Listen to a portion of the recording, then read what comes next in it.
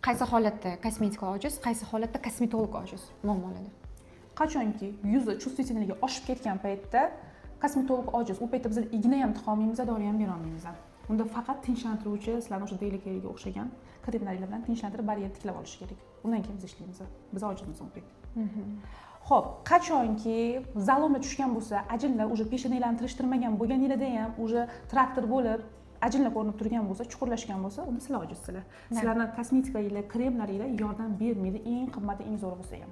Keyin men bitta narsaga tushunmayman, odamlar kosmetika sotayotganlar, kosmetolog yordam bera olmadi, lekin sizlardan effekt oldim degan gapga men haligacha negativ munosabatda bo'laman. Nimaga? Kosmetolog umuman boshqa funksiyani bajaradi. Kosmetika umuman boshqa funksiyani bajaradi. Matematika o'qituvchisi bilan geografiya o'qituvchisini bitta o'qituvchi deyotganingdagi gap bu. Shuning uchun meni fikrimda bizda ojiz muammolar bor. Shunaqa kuchli melazmalar bo'ladi. Holdan ham qorayib ketgan holatlar bo'ladi. Yordam bermaydi kosmetika. Teri dahshatli darajada chuqur ajinlarga ega bo'ladi. Harakat qilmagan unda ham yordam bermaydi va osilish 70 dan keyin, 60 dan keyin uxod va kosmetika yordam bermaydi. Namlaydi, siyanya beradi, qanaqadir sizni quruqlikdan, ta'sirchanlikdan saqlaydi, yordam bermaydi, 100% aytib bo'lmaydi, lekin muammoni yechimini hal qilib bera olmaydi. Xuddi shunaqa.